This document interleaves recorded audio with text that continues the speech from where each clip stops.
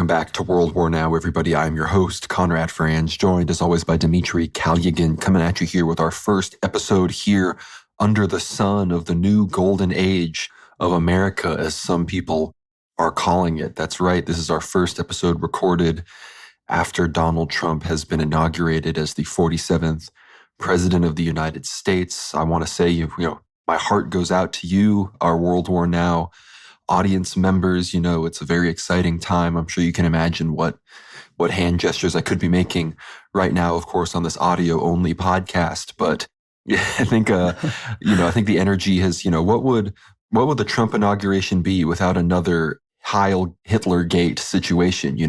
Richard Spencer, Big Spence, he walked so Elon Musk could run, right? But I think the situation here at the home is, a lot of people are very excited. A lot of people are high energy because they see what's happening. We're going to talk all about the executive orders. We're going to talk all about the border. We're going to talk all about all the things that Trump has been doing at home and abroad, as well as how it is, cascading. We're going to, of course, be giving our usual updates on what's going on in the Levant, what's going on in Russia, Ukraine, and what's going on in the Orthodox Church. But in many ways, all of it is, the fallout from the momentous day that was Trump's day one in office. So before we get into that, Dmitry, how are you doing? What are your thoughts on this new age in America, as it's being called? The sun shines brightly on the American landscape and the American people because, frankly, a lot of these executive orders passed by Donald J. Trump, the 47th president, we just have to admit, they are very positive and they're very sort of foundational. In fact, they're setting a certain tone for first world politics. It is okay to return to common sense conservatism and perhaps even push the envelope more towards the far right. And I mean this in the most literal sense. There was an executive order essentially stating that there are only two recognized genders in the United States, right? So these are really foundational things. And in fact, also the move away from the anti-fossil fuel movement, the anti-green movement, the pulling out of America from the Paris Accords, which was, again, essentially putting a damper on the American economy and potentially there was always the looming threat of installing carbon taxes and things like that. And also, again, there's to kind of end the COVID chapter of American history, there's been the pulling out of America out of the World Health Organization, which I think is a huge move because we understood that organization, there was all kinds of myths about this World Health Organization supporting Africans and people in destitute parts of the world. But at this point, I think it's been already proven on the facts that this organization was highly globalistic, and in fact, it has incurred many tragic losses on many Americans and people worldwide. It has really pressured entire nations and states to conform to their tyrannical COVID regime. So it's a good thing that America has pulled out. Perhaps we'll see what, in fact, these executive orders and Trump's foreign policy will have on, say, NATO, the EU, European-American relations. We know that Trump has really begun putting the pressure on Greenland, which I'm sure we'll touch on later in this episode. But most importantly, I think we did see Trump not abandon his supporters and, of course, pardon and grant clemency to the January 6 prisoners who were, we can say in modern American terms, they were real political prisoners, those who have, again, been in prison since 2021. And many of them faced very lengthy sentences, could not afford to pay their legal fees, and 1,500 over, almost the entire collective of political prisoners were granted a pardon by Donald Trump, which I think this was surprising. I've tweeted about it. I'm sure you have too, Conrad, and we've spoken about it as a potential very powerful move, and he's finally given his supporters what they were all asking for. And very surprising as well was the pardoning of Ross Ulbricht, which, again, Ulbricht, I'm not a big libertarian myself. I was involved with the libertarian movement a few years ago, especially before my sort of really diving deep into the far right movements of the world and researching the history of what really took place in sort of world history and politics. But Ross Ulbricht, very interesting figure, the creator of Silk Road, his pardoning. Trump essentially stated that because his mother was such a big supporter of Trump, he had to grant her son a pardon because, again, the same people who wanted to put him away for a very lengthy sentence, I believe it was 2 life sentences plus 40 years, so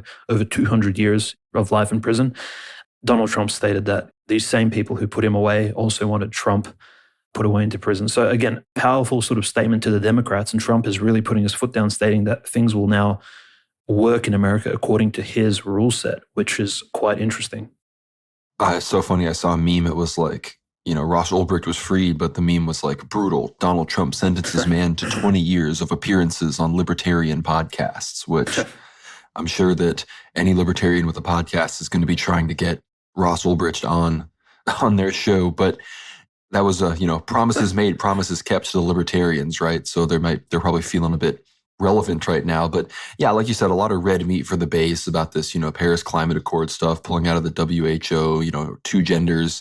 But I think the real consequential executive orders were mostly, of course, the executive order against birthright citizenship, which is a huge issue. Of course, for those that don't know, if an illegal immigrant and their family, comes over here and they have more children, then, all those children are considered American citizens. Because if you're born on the land, that's enough apparently to be an American citizen. Of course, that's from the 14th Amendment, and it was written that way at a time when we did not have this big porous open border with, millions and millions of third worlders. Again, 10 million illegal immigrants came in under Joe Biden's term. So that was not what was going on when the Constitution was amended the way that it was.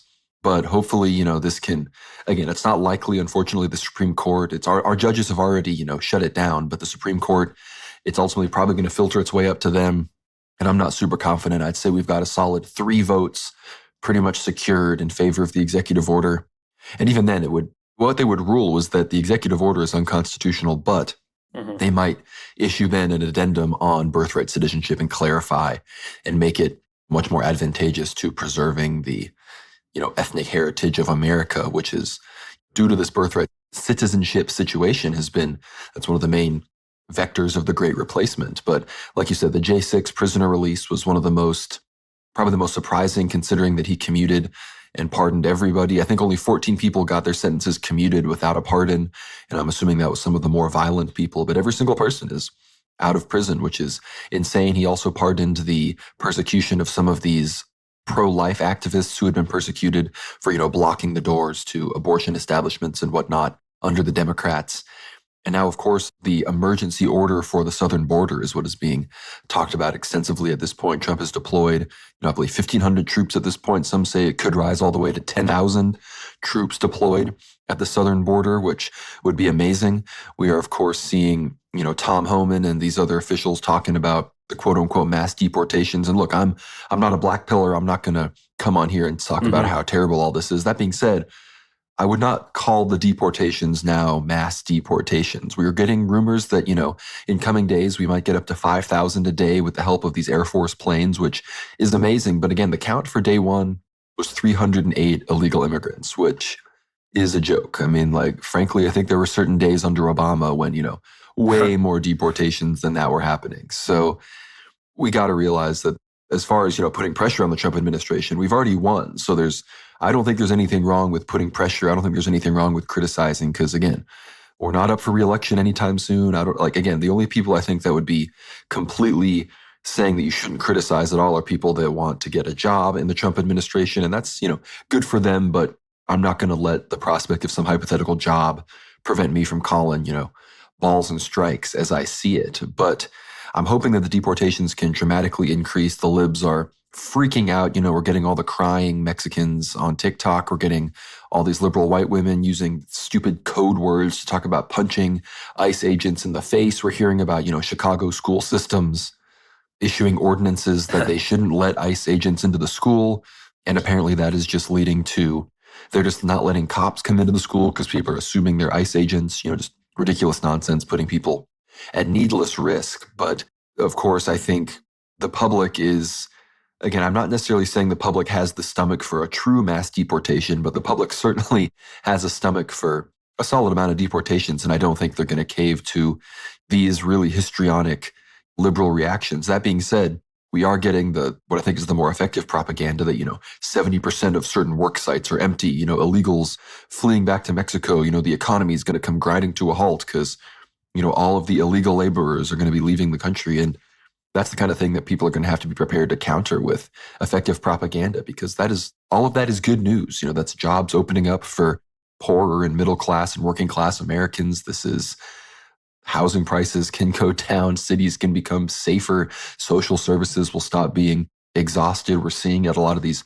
ports of entries and border crossings, a lot of illegals are just self-deporting back onto Mexico. And of course, the actual enforcement within Border Patrol is getting a lot better. Obviously Tom Homan as the border czar, we got new heads of Customs and Border Patrol. We got a lot of new people coming in. They already canceled this, I believe it's called the CBP 101 app, which was basically an app where illegal immigrants could schedule when they could enter into the country via a port of entry and just, as we know, disappear and, miss their court date.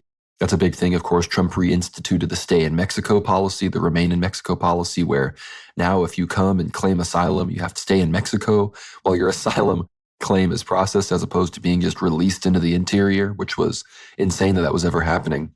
And now we, of course, at the border, people who had their appointments on the CBP 101 app, canceled because the app no longer functions. They were crying and, everyone's taking all their pictures and everything. But ultimately, I think, if this golden age really is here, hopefully we got to pump those deportation numbers up. And we got to be doing millions and millions a year. Like we got to at least be doing, in my opinion, 4 or 5 million a year to at least counter what happened under Biden. And if not, again, it's definitely not going to be enough. But that being said, I'm fairly happy with this first, I guess by the time people are listening to this, it'll be the first week pretty much of the Trump presidency, Trump's second term, 45 and 47. Pretty historic stuff, I'd say. Yeah, that's right. And I mean, it wasn't met with any contempt from the general American public, but there was some very bizarre counter-signaling coming from liberal Orthodox Christians on Twitter and X, which were, mind you, in a small minority. The majority of those critical from the Christian camp of Trump's deportation rhetoric, and many of his executive orders were actually related to, which was very good, migration, both legal and illegal, and that was quite positive. The list is far too long for us to list on this episode, but as Conrad said, generally speaking, they were very America First type executive orders that were passed, but we did see harsh criticism coming out from Pope Francis himself from Vatican City, which with its 30-foot walls, essentially it's his own private Swiss Guard, and all of those Renaissance era type defense systems essentially meant to keep outsiders out, including those of the Roman Catholic faith. And I'm sure Pope Francis would not welcome any of these illegal Roman Catholic immigrants into his domain. But instead, he countersignals and says that Donald Trump essentially is behaving inhumanely and it's essentially semi-fascistic what's going on in the US. And mind you, there are, as speculative, but there were 10 to 11 million illegal immigrants apparently in the United States. But again, you can't really keep these accurate statistics. That is a huge number of people, both taking jobs and also weighing down the economy, again, causing crime. And illegal immigrants, as a rule, right, Conrad, are generally just criminals by de facto, simply by crossing the border illegally. They have already trespassed against the nation's laws, and perhaps they've also crossed a certain boundary in their own minds morally, stating that, well, if we've broken one law, perhaps we can break more of them. And again, many of these illegal immigrants are also military-aged men, so that's also a very dangerous consideration. We know what these people are doing in Europe and Russia, illegal immigrants from Central Asia, and Europe, illegal immigrants from North Africa, as well as Sub-Saharan Africa, and the Middle East, unfortunately, from countries such as Syria, etc. It's a real concern, and Donald Trump is seemingly tackling it very well. So to all the Roman Catholic listeners and conservative Catholics, I think it's time to really introspectively look at what the Roman Catholic leadership is signaling here, because many of these very liberal bishops, including the Vatican itself and many of the cardinals, are in some ways placating the interests of South American and Central American immigrants rather than the citizens of America, those belonging to the Roman Catholic faith. I mean, let's be real. There are probably entire parishes in California, New Mexico, Arizona, and Texas that are entirely made up of illegal immigrants. So they can all go back, right? They can all pack up together and maybe they're priest and they can lead one of those Catholic processions back to Mexico, right? And historically, right? Historically, Roman Catholic countries and even Orthodox Christian countries throughout the last 2,000 years, or even 1,700 years since the Edict of Milan, since Constantine the Great's conversion to Christianity, Orthodox Christian countries and even Catholic countries have had very strict border policies. You would not allowed to simply cross and begin integrating yourself into a certain community without permission from the local lord, duke, mayor, or even the emperor or king. And seemingly in the Russian Empire, the entire Cossack host system was meant to essentially control the borders with a vast Russian Empire. There were 10, and of course, before the Russian Revolution, 11 Cossack hosts all across Siberia, Kazakhstan, all these regions all the way into Far East Asia, in Manchuria, etc., which were defending the borders from random, essentially pseudo-criminals crossing the border and integrating themselves into society without permission, and initially to also defend the native Russian and also native population belonging to other small minority groups. So these are very Christian considerations. It's not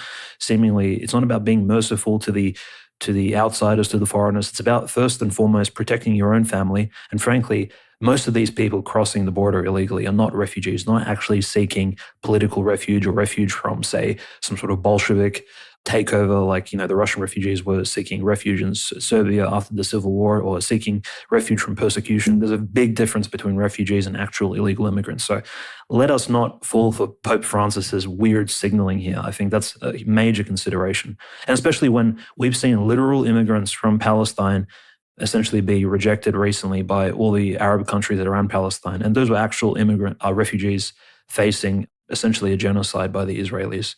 So we have very good examples of both types of essentially refugees and immigrants in recent foreign policy history. So just some consideration there. And I know the Orthodox Church has been frankly very pro-Trump. Even, I would say, Archbishop Elpidophorus, him being present at the National Cathedral, Conrad, he gave a blessing to Donald Trump to have a prosperous, democratic, and pro-American reign. I think that was quite positive for Elpidophorus not to counter-signal the Republican Party and Donald Trump.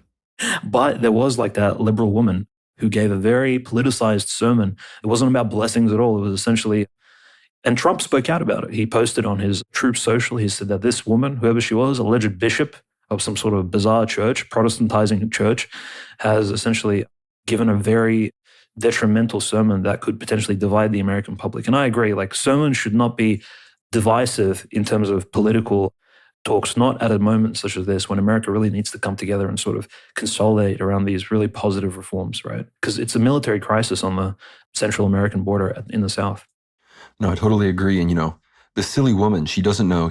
A fake bishop in a fake church doesn't understand anything about Elpidophorus. Say what you will about him, but that's a fanariot politician right there. I mean, that man knows how to get into the power. He knows how to suck up to the king, the proverbial king here being Trump. He knows when to push his envelope. I think he's pushed his envelope a little too far, but he seems to have outmaneuvered the Mitsotakis' attempt to overthrow him. Look. Lest anyone say I like Elpidophorus.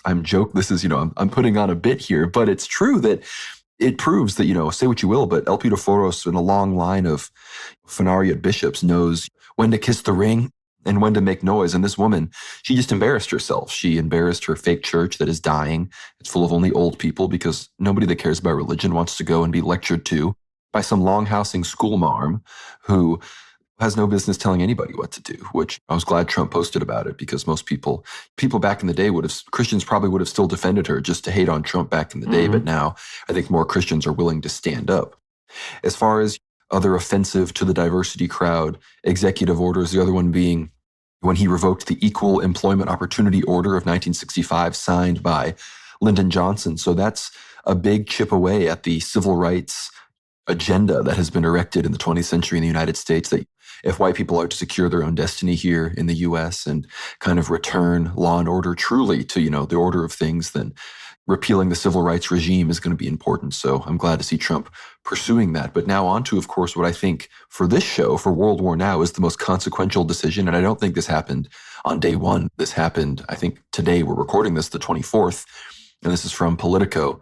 State Department issues immediate widespread pause on foreign aid. So, of course, Marco Rubio was recently confirmed as the Secretary of State, which none of us here at the show are necessarily happy about. At least he's a Gentile, I guess, right? Improvement from Blinken in that regard. But this is what the article says. Secretary of State Marco Rubio halted spending Friday on most existing foreign aid grants for 90 days.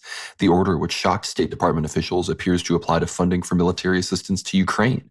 And of course, if you do your research, you'll know that this does not apply to aid to Israel or Egypt, which, again, Egypt aid is just an extension of Israel aid to protect Israel and Gaza's border with Egypt, to make sure that al-Sisi and other Israeli-American puppet governments remain in power there to prevent that huge 80, 90 million, it may even be more than that now, person country with strong anti-Israel sentiment from becoming a sort of anti-Israel power. That's what's happening. But the fact that Ukraine aid was excluded from this is a very big deal.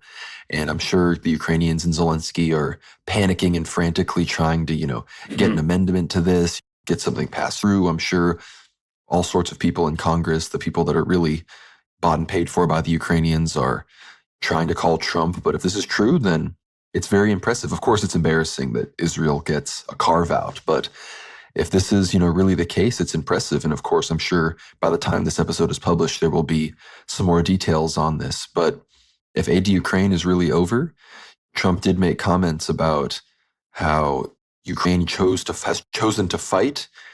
That's their prerogative. And of course, there were rumors that he had said that if Putin doesn't come to the table and end this silly war, there was going to be very dramatic consequences. And he's, of course, talking about really upping the sanctions regime again. But I think we'll see how that exactly plays out. But what were your thoughts and reactions to this announcement, Dimitri? I mean, generally positive. And look, it shouldn't be surprising that the aid being provided to Israel and Egypt hasn't really stopped. It hasn't had this 90-day moratorium similar to all other foreign aid, as Marco Rubio announced.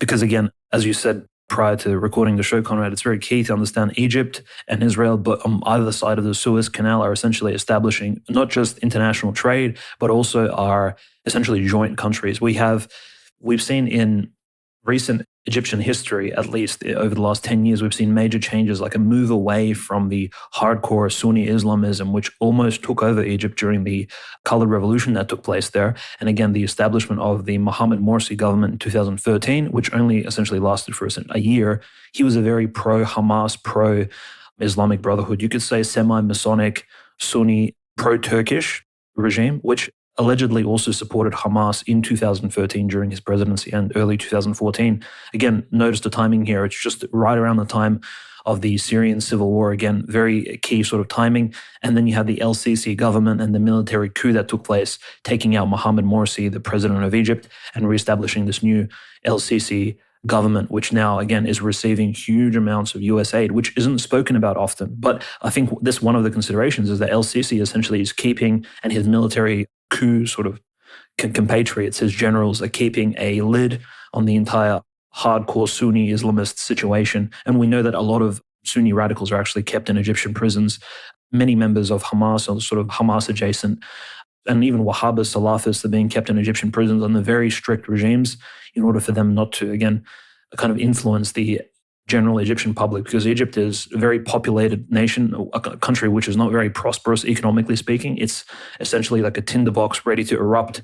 There's more potential for an Egyptian civil war, I think, in the coming decade if the LCC government, without American foreign aid, without sort of this corruption money which funds this military regime of LCC, which is, by the way, very pro-Israel as well, if it ever falls. And it also places Israel at risk. So this is why Marco Rubio, it's not surprising that he's kind of announced this moratorium of aid on all nations, including Ukraine, except Israel and Egypt. But the other interesting consideration is Marco Rubio, again, is the new Secretary of State of the United States. It's a very key foreign policy position. Let us recall that the previous Secretary of State, the Jewish American Anthony Blinken, was very much China-centric. Again, the Democrats under Joe Biden really pivoted towards China since the Trump presidency. And I think the reason why Trump did not announce any tariffs on China, but instead announced some very light initial sort of on-trade tariffs on Canada and Mexico because of their trade with China and some of their anti-American sort of posturing in recent years, because Trump, I think, is trying to replace that Democrat-heavy embassy in China, in Beijing, which is very, again, Anthony Blinken related. Remember, Anthony Blinken even made very pro-Chinese statements over the last few years. He's literally stated that Taiwan was a part of China historically. This is how the US sees things. And this is quite bizarre. Notice the US is playing both sides. On one hand, it's supporting Taiwan, and Nancy Pelosi, we recall, in the last few years, even threatened to visit Taiwan several times, fly over there to support the regime, to kind of signal against the Chinese Communist Party. On the other hand, Anthony Blinken travels to China every now and then, at least traveled in the last few years, and signaled that America and China have very close relations. So I think Trump, before placing any tariffs on China, he's trying to phase out this Democrat-heavy, essentially, and we can say this very confidently, the Jew-heavy, since Mao, the Democrat Party has been very present in China. In some ways, it has a monopoly over the Chinese-American relations. And this is I'm not an expert on China by any stretch, but I think this is one of the reasons why Trump is going a bit light on China in this initial phase. And this is why a lot of the focus, again, is on the Ukraine-Russia relation, and especially that alleged upcoming peace treaty, which Trump is seeking to establish between Russia and Ukraine. And it seems that both Putin and Zelensky are really not willing to cooperate, at least. Or at least Zelensky has seemingly downplayed his positions initially over the last few years, where he's been stating that Russia needs to go back to the 1991 borders, return Crimea, return Donetsk, Lugansk, and all the other oblasts to Ukraine. Zelensky has backed off from these crazy demands, which would never be met. On the other hand, again, there's all kinds of interesting messaging coming out of the Kremlin, very contradictory as well. I think we'll discuss this probably later in the show. So Marco Rubio, as you said, Conrad, he's a Gentile. Just judging by his last name, of some sort of South American Caribbean descent. It'll be interesting how he plays the role of Secretary of State, what his positions on China will be from a Republican perspective, and if Trump will be moving on China in the next few years in terms of actually putting the pressure on them. But initially, now the tariffs are being placed on Mexico and Canada. So the pressure is on economically. And again, the looming threat of more tariffs, sanctions, and taxes that Trump has threatened to make, at least on Truth Social. He hasn't passed any executive orders of this kind, but he has on his social media page threatened Russia officially. If President Putin does not work towards a peace treaty and cooperate with America, there will be further sanctions on the Russian Federation, which, again, how tough this threat is, I'm not too sure, because already there are 30,000 plus sanctions, both private and public, on the Russian Federation. It's not clear exactly what other leverage the US may have over the Kremlin regime of Vladimir Putin. So very interesting. And foreign policy over the next few weeks, I think, will develop very rapidly. There'll be a lot of news to cover coming out of the US. This has been probably the most consequential election that we've covered on the show, Conrad. We've covered a bunch of elections, the Turkish-Russian election, there's a Belarus election coming up this year, the Abkhazian election. And it seems that nothing will, no pun intended, trump the inauguration and the election we just saw over the last few months. I think this is, in terms of world affairs, unfortunately, it does seem like the US is still in the driver's seat of world politics, and Trump is happy to be the man behind the wheel. No, I don't know. If the liberals had won in Turkey, I might still be saying that election was more consequential, but undoubtedly with the results that did, this has been the one we have covered. And I do want to say, just as a point to call out what we've gotten right, what we've gotten wrong, let the record show that I completely accurately predicted the Trump election map 2 weeks before the election occurred, down to the state. I got the exact number correct. And then at the same time, what did we get wrong? We totally got the election of the Archbishop of Cyprus wrong, and we also got the election of the president of Iran wrong. But as far as everything else goes, major stories, those are the two biggest things that we sort of incorrectly called. And besides that, I like to think our track record is pretty good. But speaking of track record in the future, everyone be sure to check out the latest Q&A. If you aren't a supporter already, be sure to get behind the paywall and support the show. We talk actually about the future, our short and long-term plans for the show over on that episode, which is, of course, linked below. So be sure to check that out if you want to ask us a question in a future Q&A.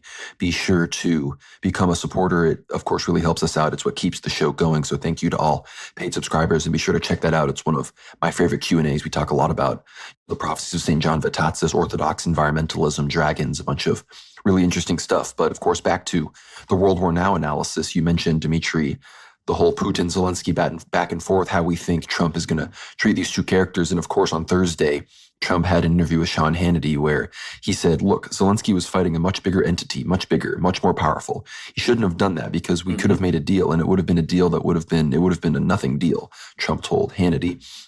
And of course, Trump is talking about the negotiations within the first few months with Ukraine that Boris Johnson basically sabotaged. And he, of course, blames Biden for allowing it to get to that point. He goes on to say, I could have made that deal so easily, and Zelensky decided that he wants to fight. And Trump went on to say that his predecessor, Joe Biden, did a horrible job allowing the war to start. Trump also placed some blame on Putin, noting he shouldn't have invaded Ukraine. But again, Trump is making it very clear that he is at most neutral, if not clearly sympathetic. I believe he's going to I don't think he's going to demand any of the current territory back. The question, I think, is what is Putin going to do here in the next few days militarily? I'm frankly surprised there hasn't been a more rapid push by the Russian forces. Obviously, people, the kind of layman's knowledge would be, the Russians are afraid of Trump, which Trump asserted on the campaign trail, that he's a deterrent, he's someone strong, and so people aren't going to act crazy because he's in power. And unfortunately, it appears that that is true. I think it would have behooved the Russians to sort of make Trump eat those words a little bit and actually do at least a big, even if it was only for show in the immediate few days, a big sort of push, try to get into Pokrovsk and some of these other places more strongly than they already are, to also advance into negotiations. But maybe by the time y'all are listening to this, some things will have changed. But unless you have anything else to say about some of Trump's executive orders, Dimitri, we definitely need to move on to talking about the actual situation in Israel, because, of course, their aid has not been stopped, and thus it appears that they will be able to continue with what is an unfortunate escalation of military force, and I believe a full-on military operation. This is from Reuters, which says, in the days since a fragile ceasefire took hold in the Gaza Strip, Israel has launched a major military operation in the occupied West Bank, and suspected Jewish settlers have rampaged through 2 Palestinian towns. That was from Reuters. Remember that Marco Rubio said that he would be making it American policy to remove sanctions and restrictions on Jewish settlers in Judea and Samaria. Mike Huckabee, the current U.S. ambassador to Israel, has said that he fully supports Israeli sovereignty over the West Bank, and we know that that was one of the conditions for Miriam Adelson's $100 million to the Trump campaign. The Reuters article continues, the violence comes as Israeli Prime Minister Benjamin Netanyahu faces domestic pressure from his far-right allies after agreeing to the truce and hostage prisoner exchange with the Hamas militant group. U.S. President Donald Trump has meanwhile rescinded the Biden administration's sanctions against Israelis accused of violence in the territory. And obviously, Netanyahu is authorizing this to try to get Ben Gvir, Smotrich, the Otat Yadud, all these hardcore religious Zionist parties back into his coalition, back on his side, because they viewed the ceasefire deal as a surrender to Hamas, which of course it wasn't. Gaza's reduced to rubble already. Netanyahu didn't go full on with the ethnic genocide and annexation of Gaza, so half of his coalition wanted to abandon him if there were still any questions about the greater Israel ambitions of these nefarious characters. But of course, major clashes in Jenin.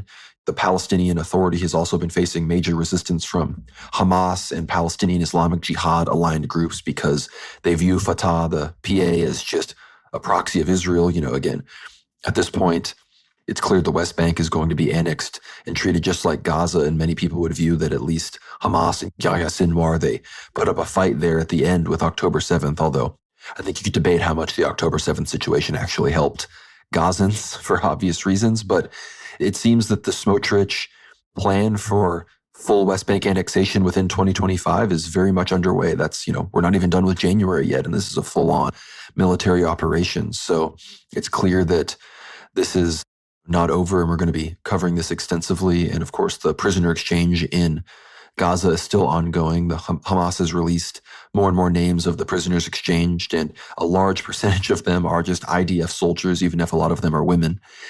The Jews love to put their women out there in the uniform on the front lines and everything. But this is from anti-war Shin Bet, the domestic Israeli intelligence. They say the Israeli multi-front war is now focused on the West Bank. The head of Israel's Shin Bet security agency said Thursday that Israel's multi-front war is now focused on the occupied West Bank amid a new Israeli siege on the northern Palestinian city of Jenin. We are in a multi-front war, and now it is the turn of Samaria, said Shin Bet chief Ronan Bar, using a biblical name for the northern West Bank.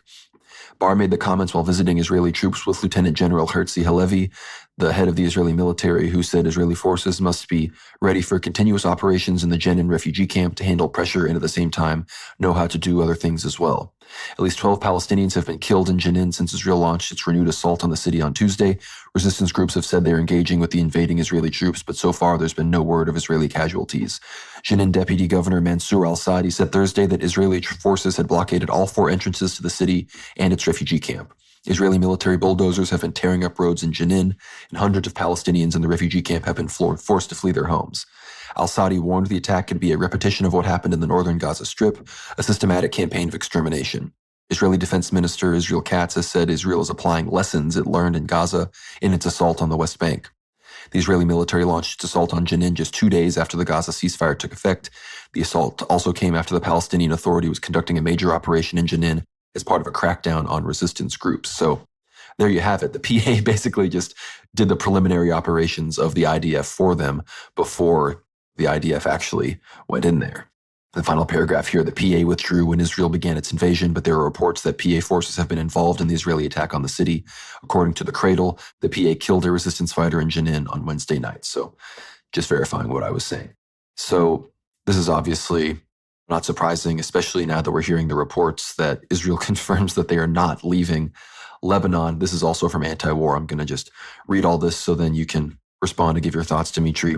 It says, surprising few people, except perhaps Amos Hochstein, who guaranteed this wouldn't happen, Israel confirmed Friday that they will, in fact, not be withdrawing from Lebanon by the deadline set out in the ceasefire, which was 60 days, and arrives overnight, Sunday into Monday. So it'll be happening right after this episode is released. There were reports Thursday that Israel was seeking U.S. permission to extend the period by 30 days, but even that isn't necessarily a firm number. There is, as of yet, no concrete timeline for Israel to end the occupation of southern Lebanon. Of course, the invasion occurred October 1st, and initially they were going to occupy land south of the Litani River. They actually went past the Litani River in many ways, and then, of course, the new president and prime minister, they had new elections in Lebanon, and the Lebanese forces were then supposed to go in. Hezbollah was supposed to withdraw, but of course, supposedly Hezbollah has not withdrawn. The IDF accuses the Lebanese forces of not taking control of all the areas that Hezbollah controlled, and therefore they're just going to stay. And I believe there have even been some minor clashes between the Lebanese forces and the IDF. So this goes on in the article. It says the Israeli decision to stay in Lebanon is not being justified by the realities on the ground, though they continue to make vague claims of Hezbollah not holding up their side of the bargain. The appearance for now is that Israel just can't finish all the destruction they're seeking to commit by 4 a.m. Monday morning. So that makes a lot of sense there. And the Greater Israel Project is marching along smoothly. Land south of the Litani River, it seems like that's up for annexation. West Bank getting annexed. And of course, the pressure is always going to be on Netanyahu to continue annexation in Gaza and allow the Israeli settlers back there, of course, that were kicked out in 2013 when Hamas took political power there. So the Greater Israel Project is marching along smoothly, while at the same time the Russian contract with the new Syrian government at Tartus has expired. So not necessarily the best news in the Levant. Exactly, yeah. It appears that Bezalel Smotrich, the finance minister of Israel, his plan to annex the West Bank and to essentially move into Palestinian territories is going along very smoothly, frankly. And that's the interesting thing, is despite the fact that Ben-Gvir has left the Netanyahu cabinet, there are still these hardcore Zionists. And so not everything is smooth sailing for the Palestinian cause in terms of, yes, there is a peace treaty between Hamas and the Palestinians of Gaza and Israel, and there is a ceasefire, but however, Israel's interests are not just related to Gaza. I think the sort of more fruitful area for them to, to take control of would especially be East Jerusalem and some of those West Bank areas, which again would align with the interests of creating the new, I suppose, moving their capital fully from Tel Aviv to Jerusalem, making that transition kind of complete in terms of, in their eyes, and also securing the foundations for maybe even like a greater Israeli state with a capital in Jerusalem, which would be secure from any sort of Palestinian incursions, because we do understand that, as you said, the Palestinian Authority and have made some very questionable decisions and essentially have counter-signaled the actions of Hamas in Gaza, essentially have not stood up for the Palestinian cause in the West Bank. And there's a lot of questions about essentially how Mahmoud Abbas, who was at the Kazan BRICS summit in October last year, exactly what his role will be. How will he comment on the Israeli penetration into the West Bank and the abusing of rights of Palestinians there? So because Mahmoud Abbas, I believe he can at least nominally speak Russian. He's very related to the Russian Ministry of Foreign Affairs. He's very close to Putin. And it'll be interesting if the Palestinians will be calling for Russian aid in this particular situation, or if this entire operation is very well coordinated with the Kremlin and perhaps there is some sort of green light, because we understand the United States will always be behind the Netanyahu government, even despite any sort of minor disagreements. But the other big news, and I suppose maybe this is positive, or perhaps this is a bad omen kind of spelling the future of the Israeli military sort of moving forward, is that there was a chain of resignations, Conrad, reported by the Jerusalem Post from the Israeli military, from the Air Force, the Navy, and the Army together. So I'll just read out some of the really high-ranking Israelis who've resigned. And this is an article from the Jerusalem Post. Mind you, the author of the article has a very telling name, Avi Ashkenazi. Okay, so the IDF Chief of Staff, Lieutenant General Herzi Halevi, has left. The commander of the Shin Bet, Ronen Bar, has also resigned. The Israeli Navy commander, Vice Admiral David Salama, has resigned. And the Israeli Air Force, so this is again the Air Force which took considerable strikes over Gaza and probably took the lives of thousands of innocent Palestinians.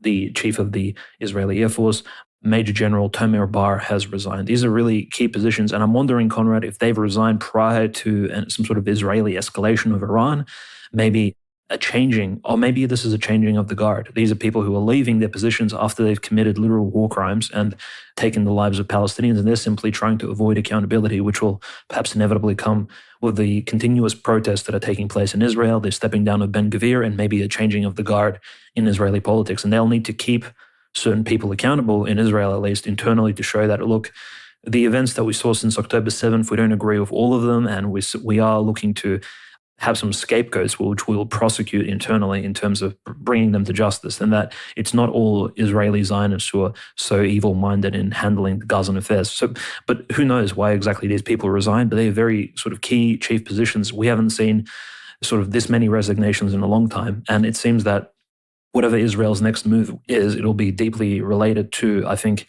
what's happening in Iran, because Donald J. Trump, he was asked at a recent interview since his inauguration exactly how he'll respond to Tehran's nuclear program and the threats that an Iranian Persian nuclear program may have for Israel. And Donald Trump simply stated that, I'm not going to answer this question. Hopefully we can work out without having to worry about this. It would be really nice if they could be worked out without having to go to a further step. Which further step does Donald Trump have in mind? I'm not too sure. And then he, of course, stated, kind of underlining his previous statement, he said, Iran will hopefully make a deal. And if they don't make a deal, that's okay too. So seems like Donald Trump, again, giving us very ambiguous answers, very similar to his answers in relation to Putin and the peace deal.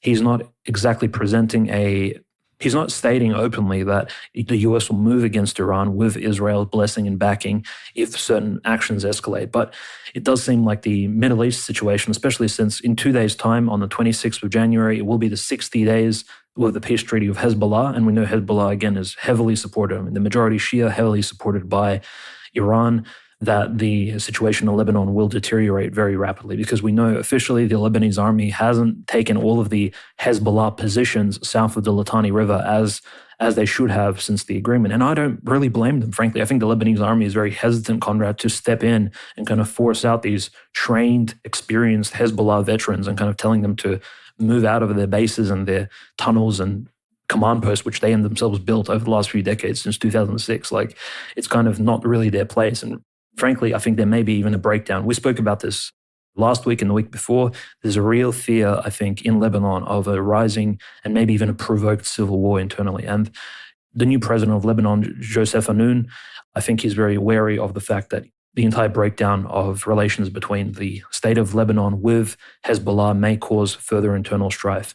And it'll definitely be exploited by Israel if things really go south there. So the West Bank, it seems, for Israel is a really safe expansion point, especially with the Palestinian Authority seemingly playing this very passive, if maybe even a collaboratory role in the expansion of Israel in the West Bank. And frankly, we know that the ideas of the hardcore Zionists have always been surrounding the West Bank as their primary goal. Like, the Gaza was always secondary in some ways. The thing that made Gaza more dangerous for Israel is the fact that Hamas took control of Gaza decades ago, and there was a really militant feeling growing amongst the local Palestinians for a liberated Holy Land, a liberated Palestine. And this was the primary danger. But in terms of actual real estate and land and this Sumerian territory, which Israel really wanted to consolidate, surrounding Jerusalem and this ancient land of Judea, right, on the old Roman imperial maps, it was almost more valuable to take the West Bank for Israel. So let's not be too surprised when we see more atrocities, more Israeli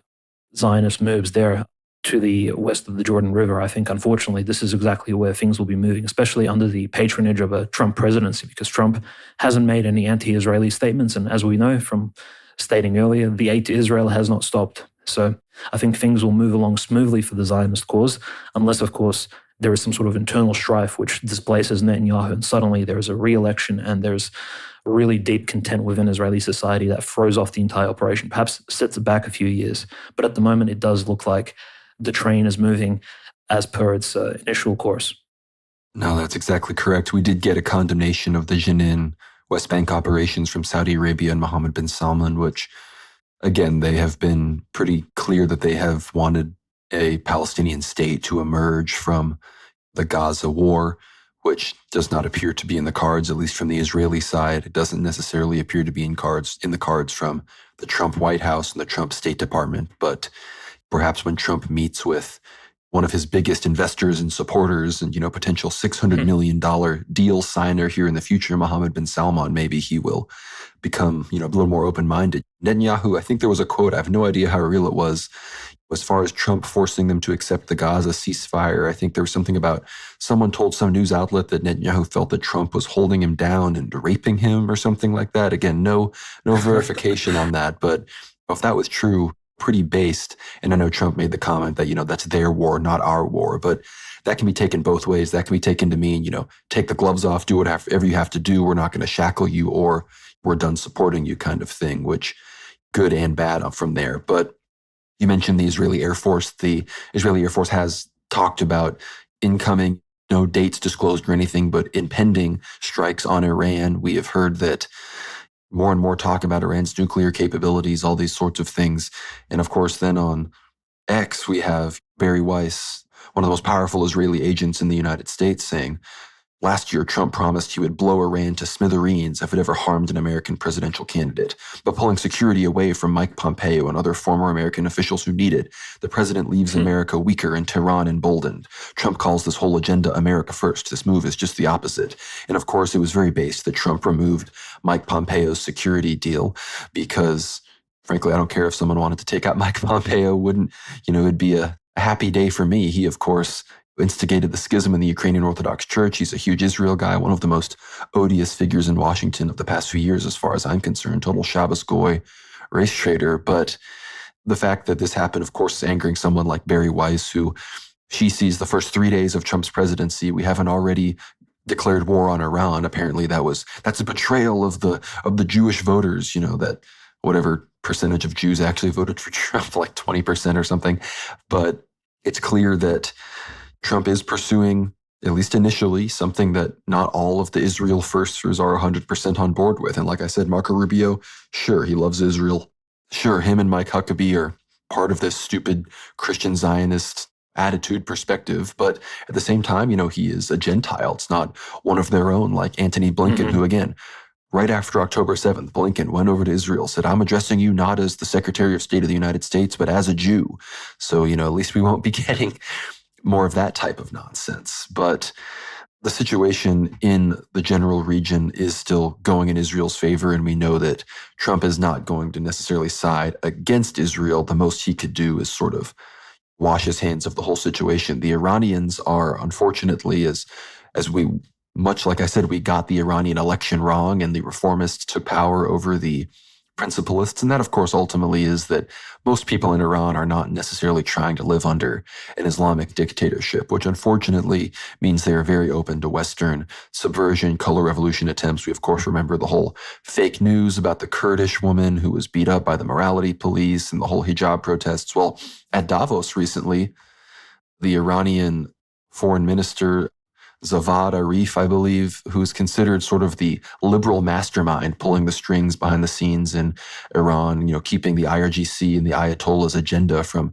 passing. He talked about how Pezeshkian, they've basically issued a sort of informal laying down of arms on the morality police. So nobody is enforcing head coverings or things like this in the streets of Tehran and other parts of Iran, which, again, they're at Davos. Clearly, the Iranians are trying to show that they're not some backwards regime and that they can work with the U.S. and that they're nuclear capabilities shouldn't be blown up by Israel.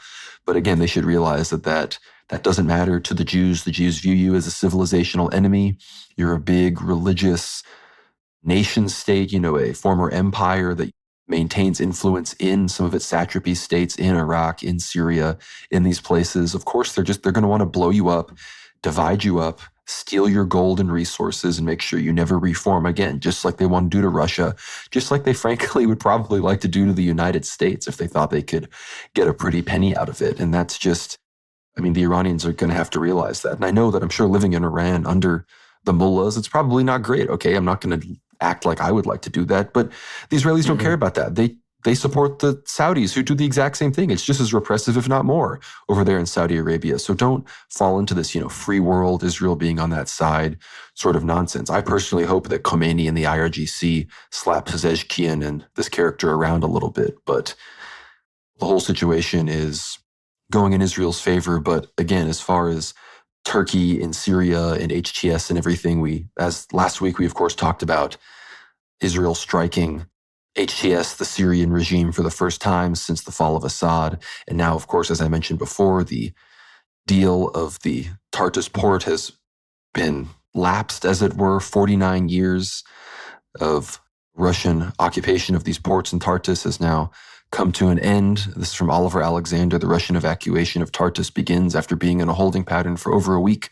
The Sparta II ship has been allowed to dock at Tartus to evacuate the Russian equipment from the base. This comes the day after Syria canceled Russia's 49-year lease of the port. So, again, big victory for Syria and Israel in the region. And of course, Turkey, they continue their operations in the north of Syria, supporting the SNA. The SNA continue to release videos persecuting Christians, talking about, their disdain for the Christians in the region, some of them still wearing their ISIS patches. And there are still pockets of Assadist resistance in Tartus and Latakia and these places. There were even certain reports that HTS cells were withdrawing from certain regions due to gunfights and whatnot. But I think that ended up being more wishful thinking. They've probably, by the time you're listening to this, retaken almost all of those areas. Mm-hmm. But unless you have anything to say about the Russian withdrawal, Dmitry, we probably need to talk about what's actually going on in Russia and Ukraine, of course, as Trump has taken power and as people seem to be thinking negotiations may be coming. Yeah, absolutely. Like you correctly stated that, yes, the leases on Tartus have been completed, and yes, Russia is withdrawing. There's actually footage of S-400 Triumph air defense systems leaving, actually boarding the Sparta II ship.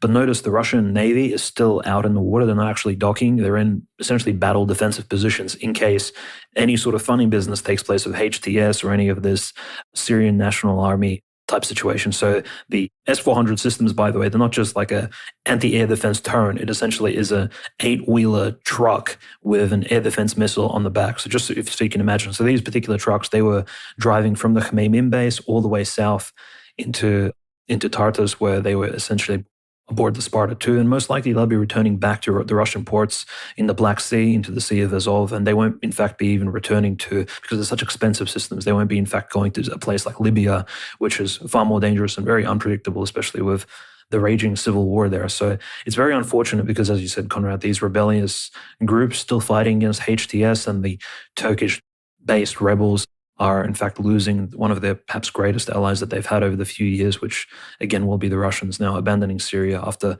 so long. And in fact, we do recall Putin's speech on the 9th of May 2015, where he stated that the Russians will have permanent bases in Tartus and Khmeimim, Latakia, which in fact, we've fallen short of those expectations, unfortunately. So not everything Putin says is sort of drafted into eternal law.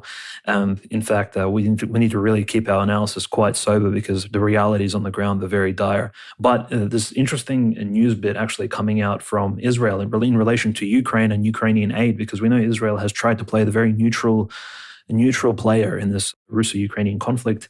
The Ukrainian ambassador to Tel Aviv, Israel, Yevhen Kornichuk, has openly stated that Israel is willing to provide Ukraine seized Hezbollah missiles and equipment, which it obtained from southern Lebanon.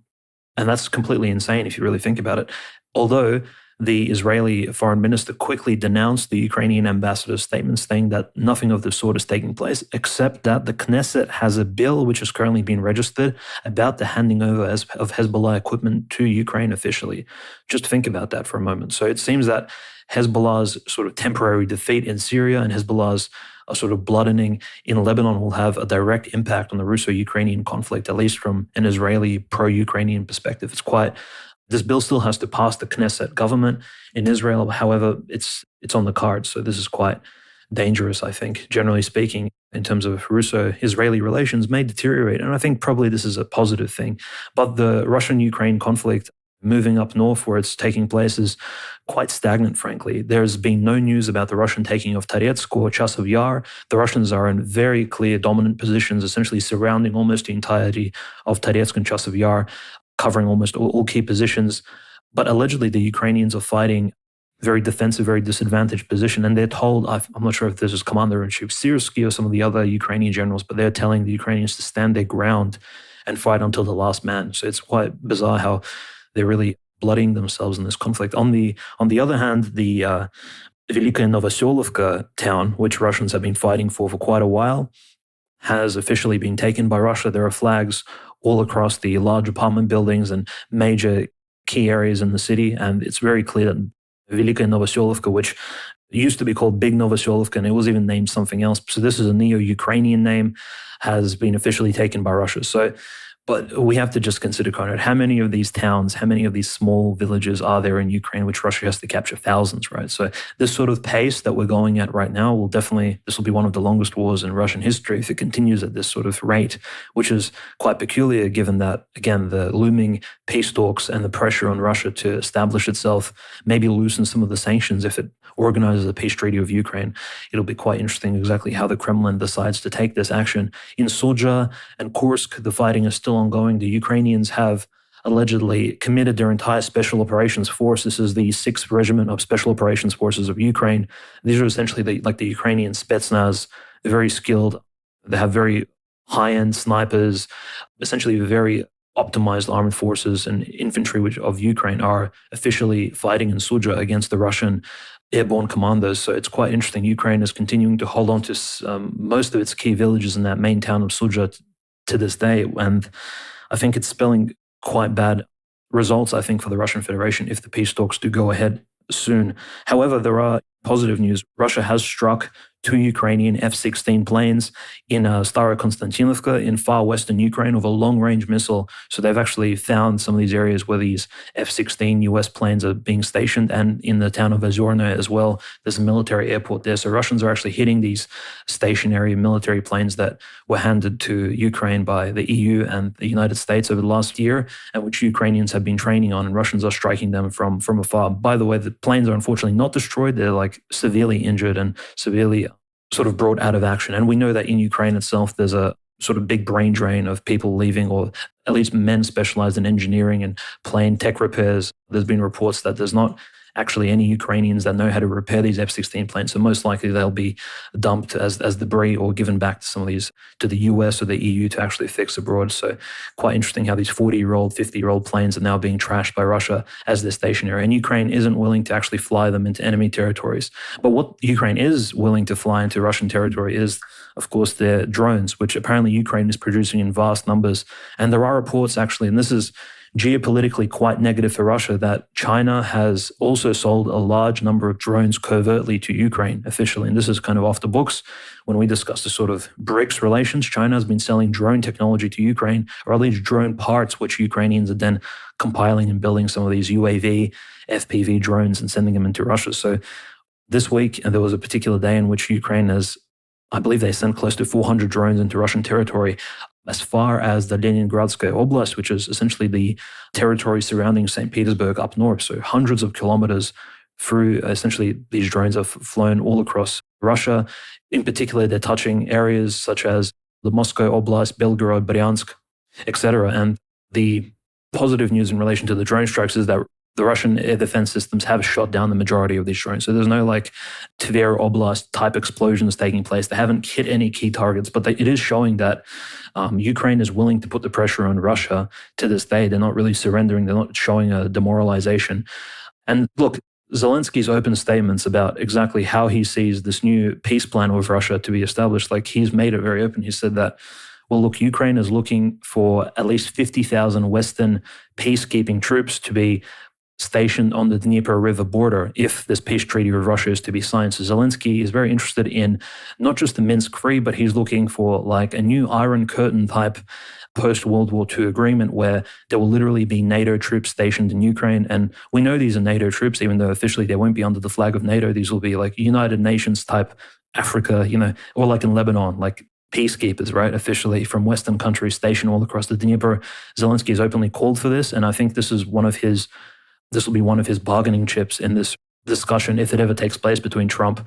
We know that Zelensky is very eager on actually seeking a comfortable peace treaty, which will keep the majority of the territory, which is still under Ukraine's control, in Ukrainian hands. And yes, there is that major discussion of what will happen in the Kursk Oblast because Russia has not generally moved forward and progressed significantly. So I think that's the majority of the news related to the Russia-Ukrainian conflict. In fact, the interesting point, however, and I think this helps us paint the picture of, in the fog of war, what are the casualty rates like? Because we are hearing hundreds, thousands of dead.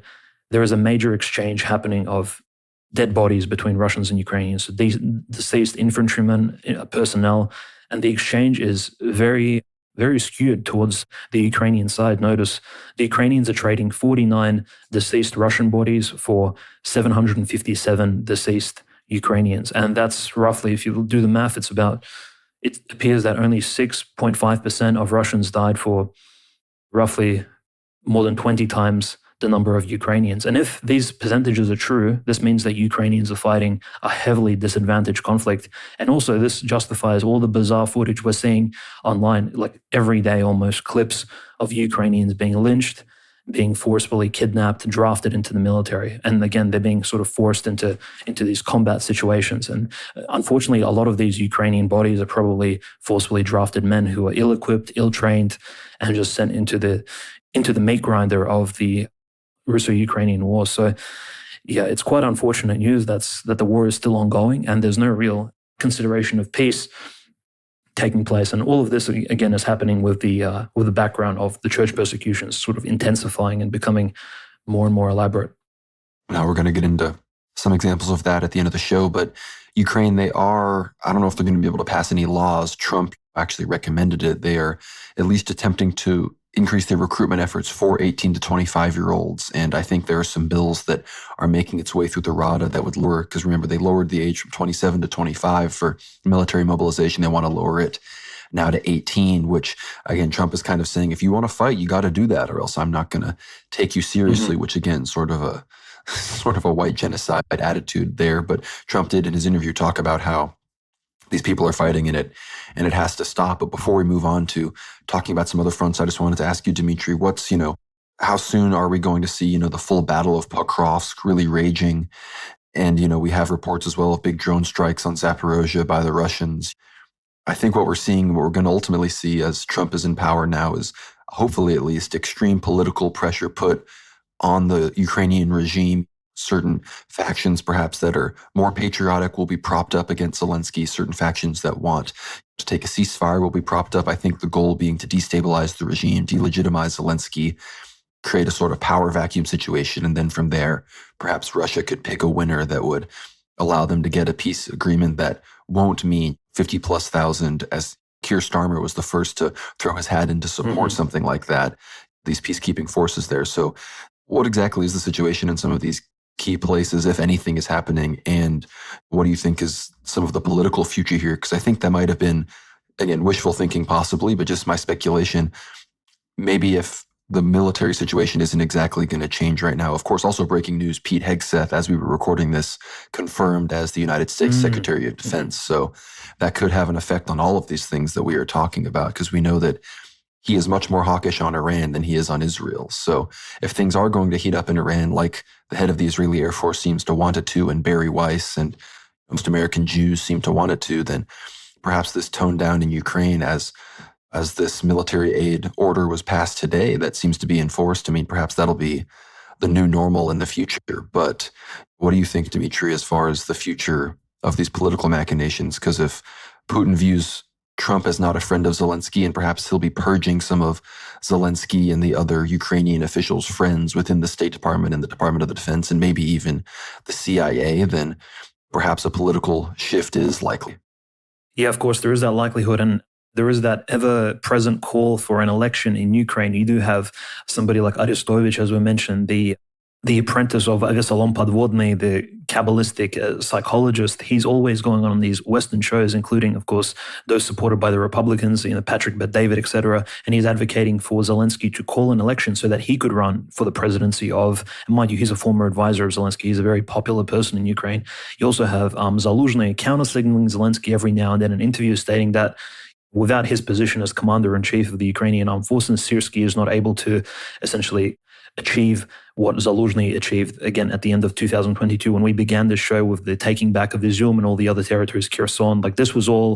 These were all accolades of Zaluzhny, and Zaluzhny still holds a lot of these key positions. But as the ambassador of Ukraine to the UK, is kind of essentially in this political exile at the moment. Arestovich is in literal exile, and Zaluzhny is obviously in the UK, again, aligned with some of these Keir Starmer, bizarre Bank of City of London type Jewish figures. Zaluzhny himself, a very close figure. I don't know if he's Jewish himself, but he's very closely aligned with the Ukrainian rabbi community. And we did see Rabbi Osman, the chief rabbi of Ukraine, actually present at Trump's inauguration, speaking to figures such as Roger Stone and very pro-Trump Republicans trying to advocate for more Ukrainian aid. So we do know things are moving in Ukraine, but Zelensky as a figurehead, I think, has been very effective in terms of actually holding the line. If anything, I think the number one achievement that Zelensky can present to Trump, and this has been stated by pretty conservative Russian thinkers and political commentators, is that Zelensky can present the truth that, look, Ukraine is a much smaller country than Russia, and they have withstood Russian military pressure for about 3 years now quite effectively. So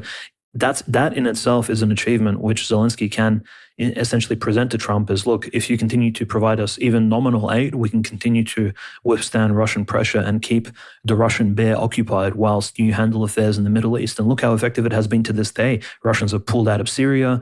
Russian relations with Iran, yes, they have been strengthened by the recent agreement, but any sort of Russian involvement in a future major regional war in the Middle East is very dubious, especially given Russia's position on Israel and Syria, etc., and Turkey as well, as we've stated. And Zelensky did meet with Ilham Aliyev at the new Davos sort of World Economic Forum event, which took place this week as well. So the overall geopolitical messaging that Zelensky is sending is pointing us towards a strengthening of his position. And there hasn't really been another candidate. That's the issue, Conrad. And yes, we have Poroshenko constantly criticizing Zelensky, and Poroshenko is very close to those powerful Jewish circles. We recall in 2015, he actually, at the Knesset, when he visited Tel Aviv, he openly stated that Yiddish is one of the foundational languages of Ukraine. He said that Russian, Ukrainian, and Yiddish are the foundational languages of our nation. He's kind of already thrown his hat into that hyper-Zionist ring and has already sworn allegiance. So there are these powerful figures within Ukraine who do oppose Zelensky, and Zelensky doesn't have that ongoing backing of Kolomoisky, who's currently in prison.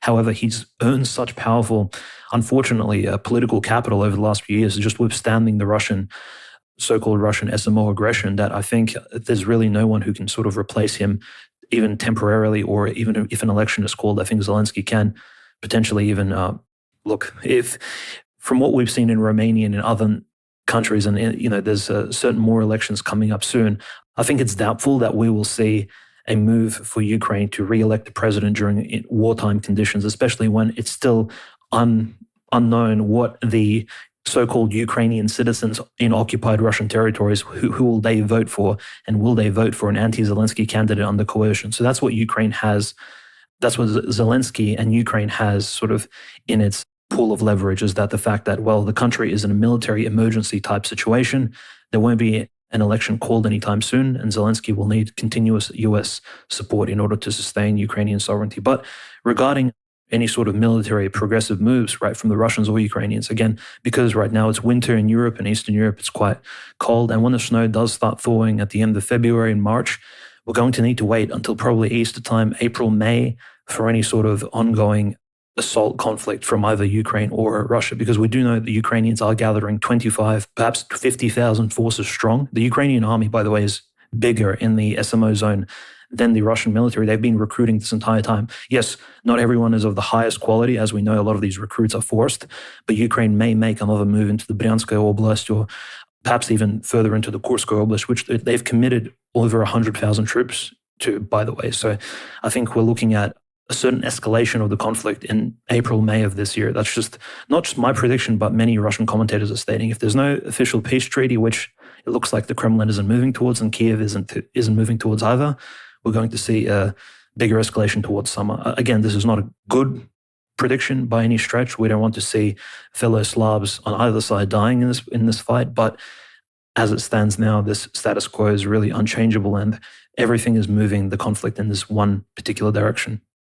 It's very unfortunate, and we're going to keep praying for those in Ukraine, those in the Levant, those in any of these parts of the world affected by the ongoing bloodshed that we know stems from ultimately the Jewish plans and their machinations for the whole world. But we're going to move on and talk about some of the other theaters of conflict that aren't quite as major as the big hot zones. And of course, this big news coming out of South Africa. This is from Fox News. South African president signs controversial land seizure bill eroding private property rights. Mm-hmm. This law replaces the pre-democratic Expropriation Act of 1975. And so it says South African President Cyril Ramaphosa signed into law a bill that will allow the government to seize land without having to pay compensation, which some in the government say is a threat to private ownership. The law, which replaces the Pre-Democratic Expropriation Act of 1975, outlines how expropriation can be done and on what basis by the state, the government says, according to the BBC. Ramaphosa's party, the African National Congress, or ANC, hailed the law as a significant milestone. However, some members of the government have signaled they will challenge the legality of the law. The country's majority black citizens own just a small fraction of farmland more than 30 years after the end of apartheid. Most landowners are part of the white minority, according to news reports. The new law allows for the expropriation of land without compensation only in circumstances where it is just and equitable and in the public interest. That includes when the property is not being used and there's no intention to either develop it or if it poses a public safety risk.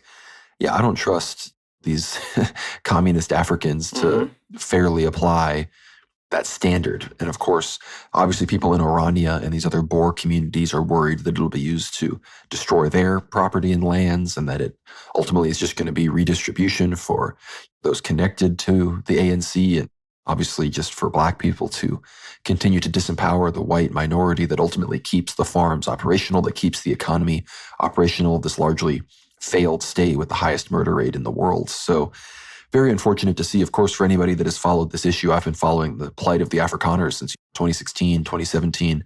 I talked about it a lot in my American Byzantine newsletter back in the day. I went to American Renaissance 2018, and it was a big topic of discussion there. And of course, the expropriation of land without compensation was sort of the big looming threat that Afrikaners were always wary of and facing, and they always viewed all the farm attacks, when the black farm workers will murder a farmer and his family and these other things. This is violence towards that end. They're like, the government isn't giving us this land, expropriating it without compensation, so we're just going to kill you and try to take it from you. And that's how these two things kind of work in tandem. So unfortunately, Russia, this is a BRICS country. If these other BRICS nations wanted to prove that they weren't, third worldist retards, frankly, then they would stand against this. But I'm not holding my breath. I wouldn't be surprised if Jackson Hinkle put a whole thing out about how based supposedly this was, that white cuck, Jackson Hinkle. But I think this is unfortunate, and I hope that whatever legal remedies exist in South Africa, that this can be remedied. If you have any thoughts, Dimitri. No, of course, this is just the continued sort of trend of post-colonial policy, which essentially is anti-white, and I think just a red herring distraction to distract the world from the current globalists which control world affairs, and essentially blaming the specter of imperial colonial European policymakers from past centuries for all the mistakes that they've made allegedly in the second and third world nations. And I think the South Africa is an example of that. Unfortunately, South Africa is a founding country of BRICS, right? It stands for the S in BRICS. And there's little that we can state that, unfortunately, given the current standing that Russia has in relation to its multilateral immigration approach, and I think we'll discuss this when we talk about church policy towards the end, that Russia is strengthening its laws against racism and against the circulating anti-Semitic hate and against anti-immigration with the Article of 282, which was signed into power in 1996 under President Boris Yeltsin by another Boris, but this is a Boris Spiegel, essentially a weird, very capitalistic yarmulke-wearing Jewish businessman, essentially, who was a deputy for the Boris Yeltsin government. At the moment, he was convicted and imprisoned for 11 years in the Russian Federation for corruption. But this particular convict has essentially drafted Article 282, which for most pro-Russians, they know this is the article under which a lot of Russian nationalists were jailed. So with this stance being popular within the Kremlin, this sort of anti-white nationalist position, I don't know if the BRICS nations will critique the government of South Africa in their approach to the people of Orania and some of these other Boer communities, especially when they start opposing some of these President Ramaphosa decisions in South Africa. It's very unfortunate news, and I think the minority in South Africa, this is one of the examples of actual white genocide taking place like live in front of us, like not just like in Eastern Europe, it's all undergoing. The Great Replacement is taking various forms depending on each particular country, but in South Africa, it's probably in its most extreme fashion when white people are being disenfranchised, their private property is being put at risk. And we have to recall private property for Orthodox Christians, just to answer this quick query if people say, well, what's the sort of point of private property? There's a speech from Nicholas II in 1905 where he openly states that in the Russian Empire, private property and sort of private citizen rights are very much respected in the Russian Christian Orthodox Empire. And I think that's the position of Orthodox Christians, is that, look, if there's no good reason to take private property, to make it public, to expropriate it, then really these positions should be made. Private property needs to be respected. And unfortunately, the white people of South Africa are going to be on the receiving end of this, again, anti-white policy of their government. So very sad news, I think. It is, and speaking of anti-white governments, of course, that might be perhaps changing somewhat on February 23rd in Germany. Of course, the leader of the CDU, the Christian Democratic Union, which is the center-right party, formerly Merkel's party in Germany, they currently dominate all polls and all local elections in Western Germany, while the AfD, of course, dominates everything in Eastern Germany. And this is from Politico. Merz, head of Germany's conservative candidate Friedrich Merz, suggests he's pushed through tougher immigration issues even with AfD support. And this all comes in the midst of a horrible stabbing attack that happened in Germany, that even Olaf Scholz is saying there have to be, consequences to the migration situation for. So the AP says 2 people, including a 2-year-old boy, were killed and 3 others injured in a stabbing attack in Bavaria on Wednesday. The suspect, a former asylum seeker who was supposed to be leaving Germany, was arrested. Chancellor Olaf Scholz said that authorities must clear up why the suspect was still in the country. He said the attack a month before a national election in which curbing irregular migration is a major issue must have consequences. The attack occurred just before noon in a park in Aschaffenburg, a city of about 72,000 people. Bavaria's top security official, Joachim Herrmann, said the assailant attacked the boy who was part of a group of kindergarten children with a kitchen. I can't read any more of this. These people have to go, man. And I don't care how many innocent brown people get caught up in the crossfire. They all have to go back. That's just how this has to be. How many white people get all up in arms when some random white person does something? Oh, I'm so sorry. I'm sorry for being white. You don't see the brown people coming out in the streets condemning their own when they do this despicable nonsense. So for that reason alone, they all have to go. Like, they're all pretty much complicit as far as I'm concerned. And hopefully, if the AfD can get a big enough majority where they negotiate the terms of the coalition, that would be amazing. If that doesn't happen, I hope that the CDU, because of things like this, are forced to give them a lot of power within their coalition. Because right now, the policy within the CDU from people like Merz and their other allies is that they'll never ally with the AfD. And so hopefully that's a thing of the past, because Germany needs to rise up just like the UK does. Because at this point, it's just getting embarrassing. As a German Anglo, the homeland is just floundering right now. We've got Trump here. We're doing some things. We passed the Lake and Riley Act here in the U.S. We're deporting criminal illegals. We're incentivizing Mexicans to go back home. It's time for Europe to fully follow suit here, because their demographic situation still isn't as cooked. So if they wake up, things can actually really start to make a difference.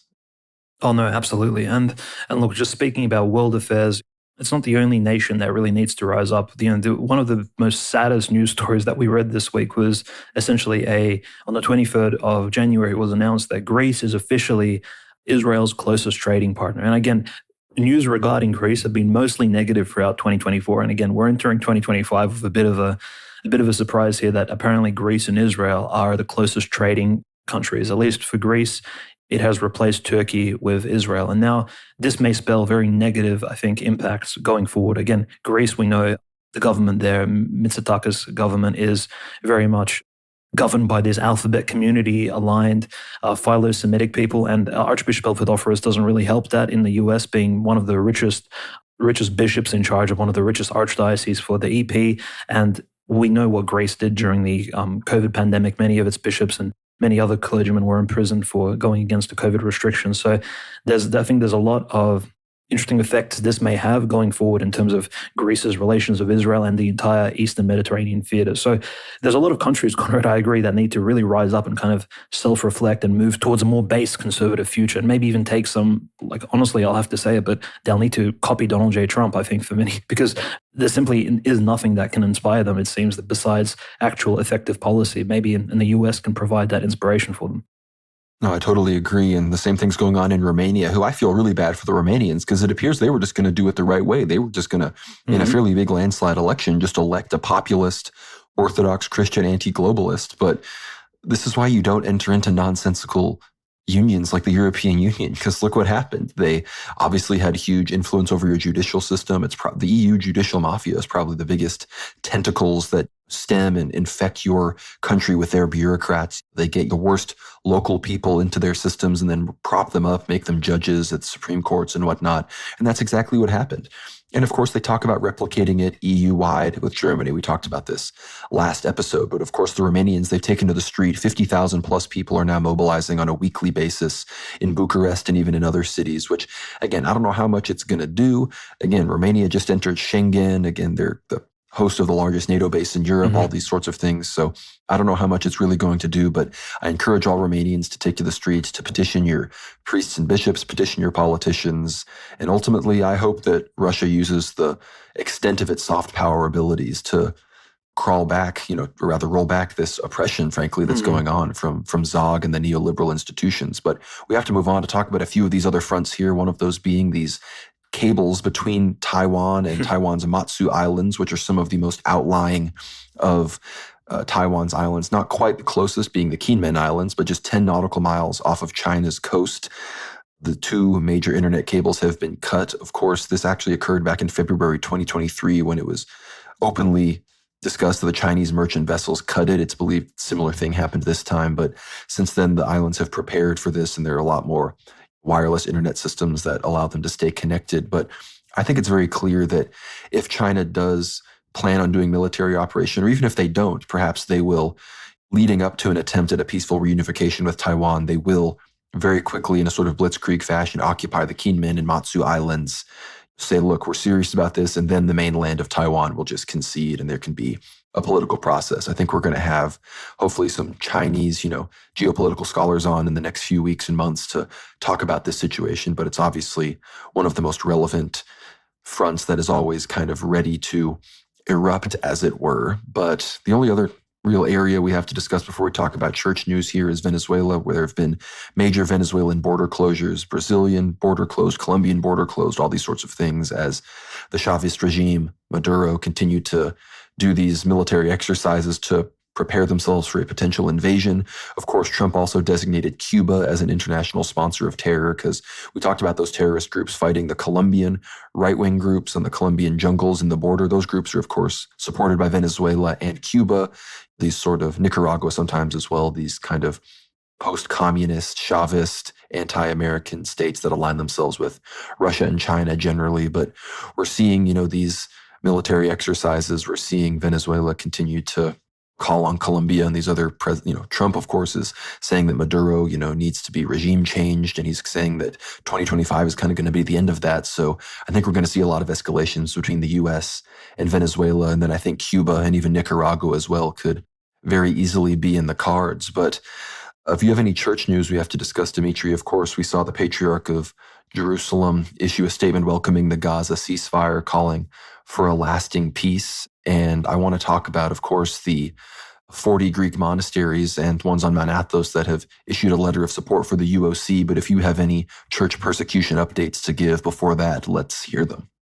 Oh, yeah, absolutely. So again, in the most degenerate fashion, Zelensky released the bizarre, a selfie type video, which he posted online, where he's standing opposite the Kiev Sophia Cathedral, kind of giving a pro-Ukrainian speech that Ukraine needs to defend its sovereignty. And this is mainly a speech for his troops, but he began using this weird curse language that he used in his interview with Lex Friedman, which was kind of not even translated correctly. Zelensky, it seems that over the last few years, has begun swearing a lot more. Again, this is a professional comedian clown, so he's not really adverse to using profanity in interviews, but he's standing across from this very important Orthodox cathedral using cursed language. Is quite Jewish of him, I think, not very surprising. And this really fronted a lot of Orthodox Christians in Ukraine because it's not very respectful to curse and use profanity outside of an Orthodox church.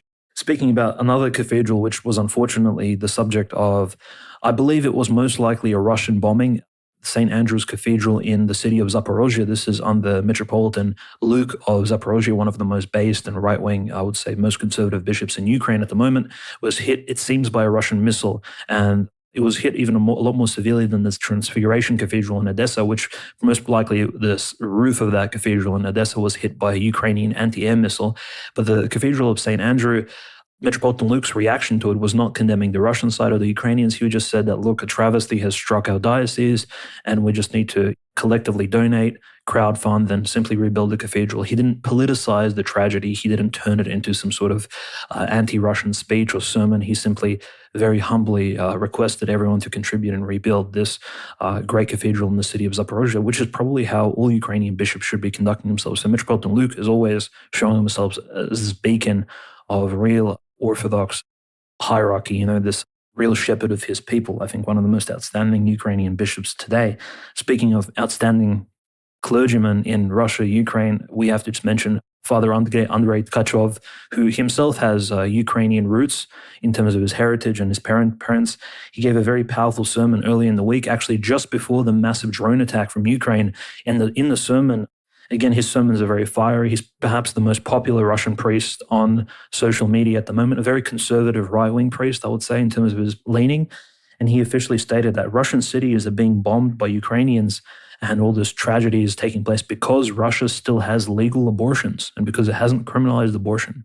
And, this is a very politicized statement from him, but I think he's generally correct. Like everything, Conrad, me and you have been speaking about since the inception of the show is that essentially, if a country legalizes degeneracy in some capacity, there will be a collective responsibility. And we know this from St. Justinian's writings and all the other church fathers from the earliest centuries of Christianity. When a country legalizes any form of degeneracy, there is calamity that falls upon a particular nation and people.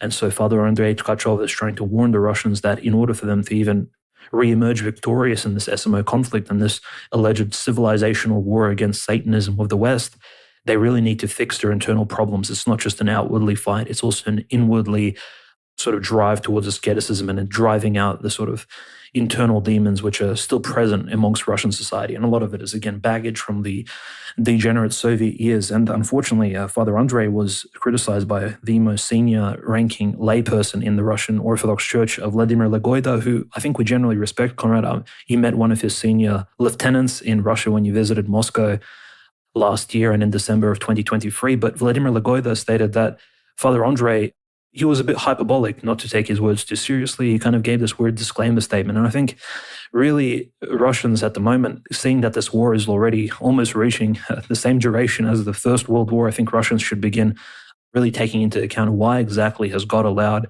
for this massive calamity to take place in Eastern Europe.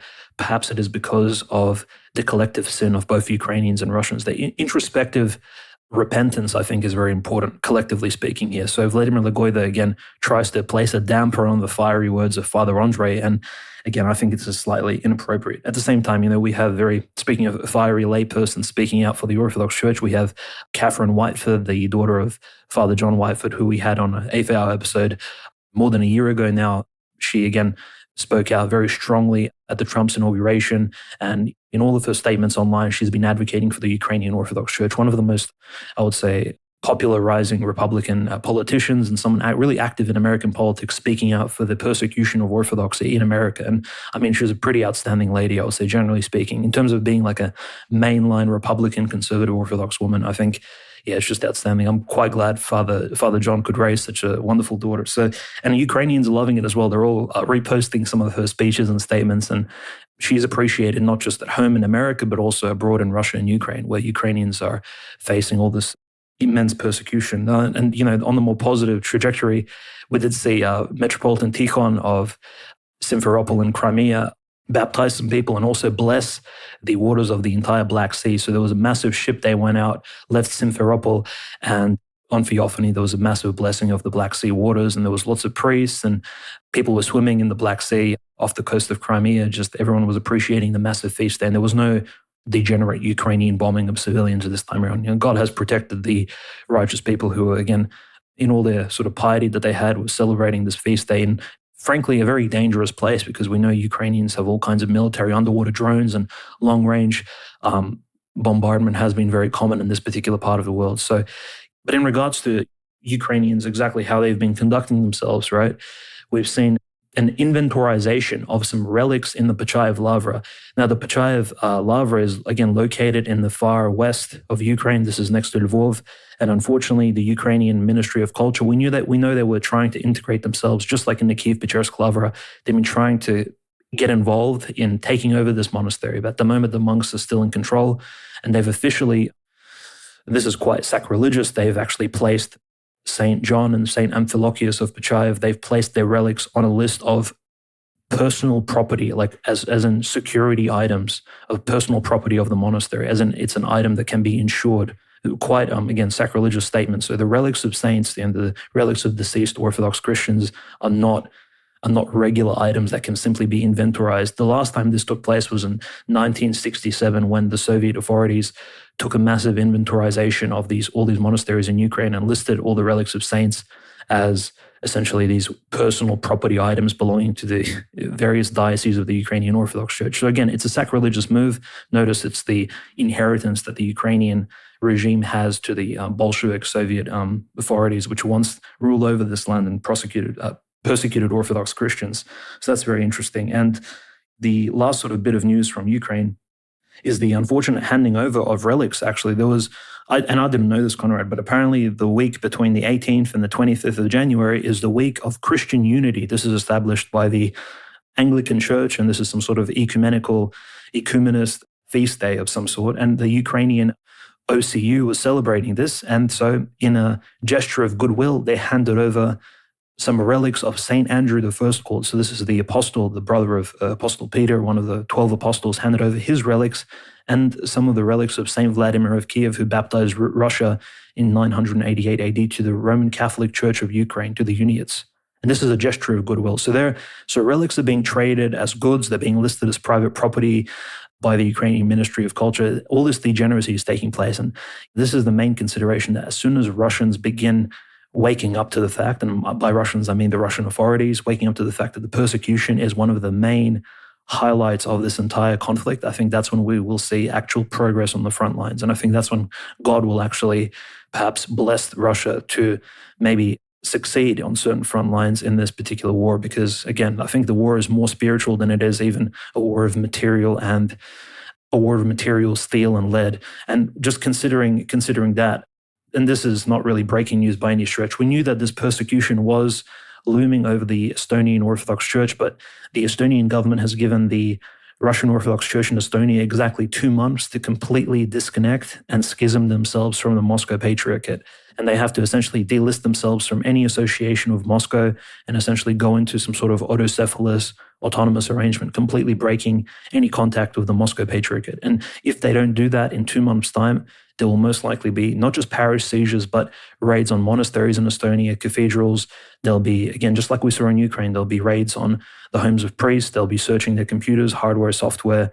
There'll be all kinds of data seizures, and they'll be looking for connections of Estonian priests and clergymen to the Russian Moscow Patriarchate. And this is just so bizarre because Estonia has always been under the Russian Patriarch, and the Russian Orthodox Church, generally speaking, even when it didn't have a patriarch since time immemorial, essentially, since the Russian autocephaly. So again, you see NATO countries are collectively, not just Ukraine, which isn't a member state of NATO, but these Baltic, I have no good words to describe them. The Baltic states are really positioning themselves and almost provoking Russia into maybe a future new special military operation to kind of liberate the Orthodox Christians facing persecution there. So quite a bit of news this week, Conrad. And the very last story, and this is, I think, quite red-pilling because me and Conrad and other people online have been speaking about this in really deep theory, that the deputy head of the World Russian People's Council, and we know that Konstantin Malafeev was the previous vice deputy, and Patriarch Kirill being the president of the World's People Council of Russia. His name is Alexander Shipkov. He's a Russian philosopher, journalist.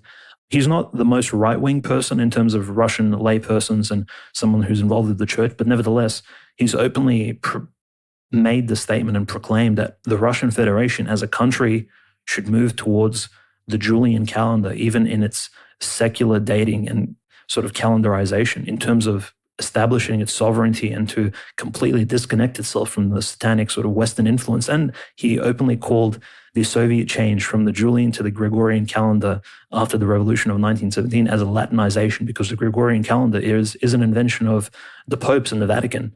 So quite a pretty base statement. I'm somewhat doubtful that the Kremlin will follow along, but at least Alexander Shipkov has thrown this idea sort of into the Russian realm. Now people can suddenly begin thinking about it. I think eventually, Conrad, when Russia really does become maybe a tsardom, and when the Russian Empire is reestablished, perhaps there will be some real discussions about maybe changing the entire calendar of the country to fully disconnect itself from the realm of Western political ideology.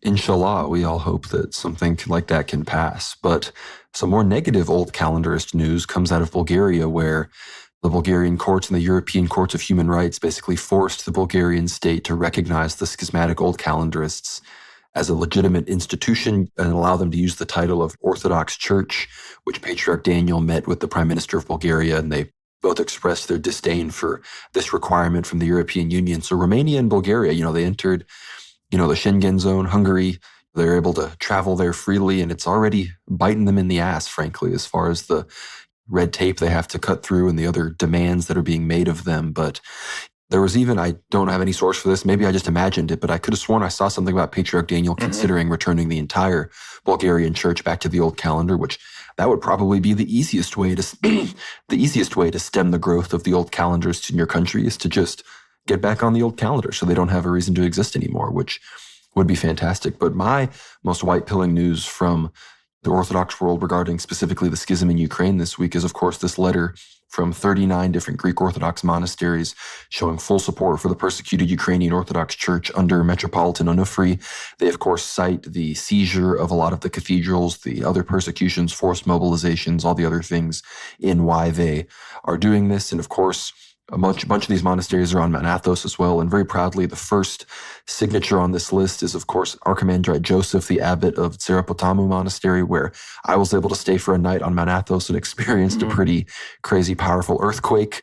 Of course, the abbots and monasteries of Karakalu, Dolcearu, Filofeo, Constominitu, as well as others are on this list. Those are all Elder Ephraim monasteries. Unfortunately, I don't know where Grigoriou and Dionysiou are, and unfortunately, Helander no longer on here as well, although Helander is Serbian. I'm sure St. Panteleimon is on here as well, but they're Russian. We already know kind of where they stand on this. But a whole bunch of other monasteries from across Greece, from Volos to all sorts of other islands, Athens, all sorts of places, abbesses, abbots, they signed this, and it was very encouraging. We're very happy to see this. Hopefully more Greeks. We know there are Greek bishops as well that feel very strongly about this and do not support the schismatic nonsense that the Phanariates have propped up. So this is very happy to see, and I'm happy to have been able to meet and talk to some of these wonderful abbots. And the only other last thing I wanted to say, we all saw Patriarch Ilya's letter of congratulations to Donald Trump, which I just think is a great way to contrast between all of the Catholic bishops who immediately were challenging Trump, saying, you're not a Christian, deport all these migrants, whereas Patriarch Ilya was like, hopefully you can, make America great again, and make it, it was just a lot better. Patriarch. I think the Orthodox response was much better. And here, before we end the show, I did have this final piece of news. Of course, we got the Hegseth confirmation in here. Mitch McConnell actually voted against Hegseth, and J.D. Vance had to be the tie-breaking vote. So it was a 51-50 vote, as the Vice President J.D. Vance said he thought he was done voting in the Senate, but he had to come back and get Hegseth through, which, again, pretty mixed bag on Hegseth, so not necessarily going to call it an enormous W. But the situation in Slovakia, we're citing this because I believe there could be some things happening this week. I got this update from a subscriber, actually kind of gave me a timeline.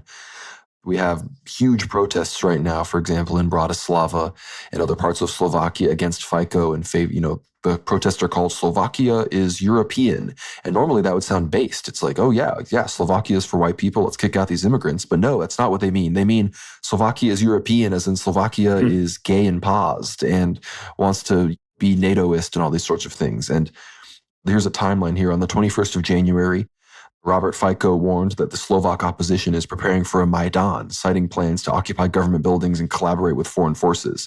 On the 22nd of January, Fico claimed foreign operatives linked to the Maidan and Georgia's unrest are active in Slovakia.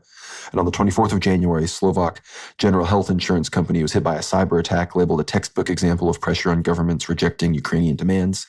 And Ukrainian media openly supports the protests, admitting Ukrainian organizations are involved. So you heard it here first. There could be Maidan-esque machinations for Slovakia. They tried to kill Fico, of course. Some crazy Ukrainian, pro-Ukrainian bastard tried to assassinate him. And now let's hope that he can stay strong and that Russians, if they have any soft power support to give him, can put that in there as well. But with all of that, that's pretty much all the news we have to cover this week, Dimitri. Before I perhaps give an outro, talk about the Ether Hour, do you have any thoughts on those final stories?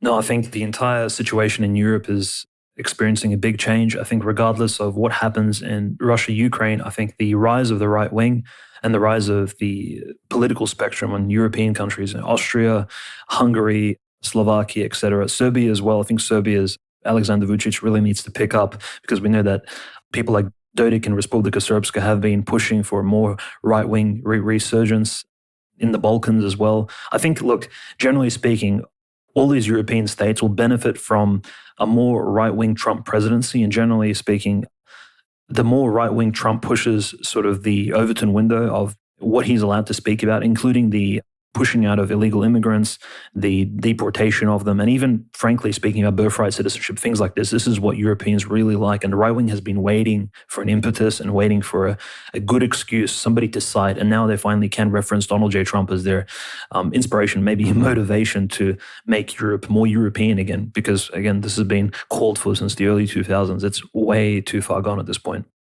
No, I completely agree. And the situation with the right wing in Europe, I think Trump will be a benefit to them mostly, as he will, more disempower the EU NATO regime. However, we did see that right-wing Danish member of the European Parliament telling Trump to F off, get his hands off of Greenland. It's been Danish for 800 years. Look, bro, that ship has sailed, man. You're not going to be able to boisterously resist US, and stand up, be really strong against the US. If Trump wants Greenland, you're going to lose Greenland, especially if even close to, 50% of people in Greenland are willing to vote for independence or joining the US in any kind of referendum. So hopefully we can, talk more in the future with some people about the Greenland situation. I think we might have Big Surge on sometime in the future to talk about the Arctic situation there between the US and Russia. So look forward to that. But with all of that, thank you all so much for listening to this big episode. Be sure to watch our latest Ether Hour episode this week. That was a Q&A. We answer some fantastic questions. That's obviously all going to be linked below. Be sure to like this episode, The Last World War Now. We didn't even get 20 likes, I don't think,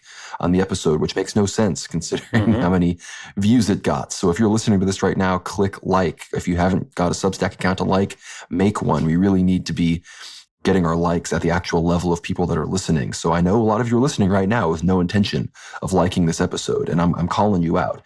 And obviously all of you supporters, I want to thank you. Become a paid supporter if you can. It really helps us out. You can ask monthly questions in our Q&A threads, and you of course get access to our entire Ether Hour backlog, as well as all of our new episodes, especially these big ones coming up. We've got interviews with Gregory Hears about St. Constantine. We're going to have his dad, Father Peter, on to talk about Elder Ephraim. We've got some other really big guests planned as well, some that I don't even want to spoil. So please, please become an Ether Hour supporter, worldwarnow.co. That is, of course, our home base where you can find everything and help us out and get early access to all of those things. Be sure to subscribe to the YouTube channel as well, World War Now. Like the videos there and leave comments. It also helps us grow. If you want to listen to us on Apple Podcasts or Spotify, we're available there. And if you are, please leave a 5-star review. That helps us out as well. Be sure to follow me on X at GnomeRad. Follow Dimitri at OCanonist. Follow the World War Now X account, of course, at World War Now _. Follow us on Telegram at World War Now Telly.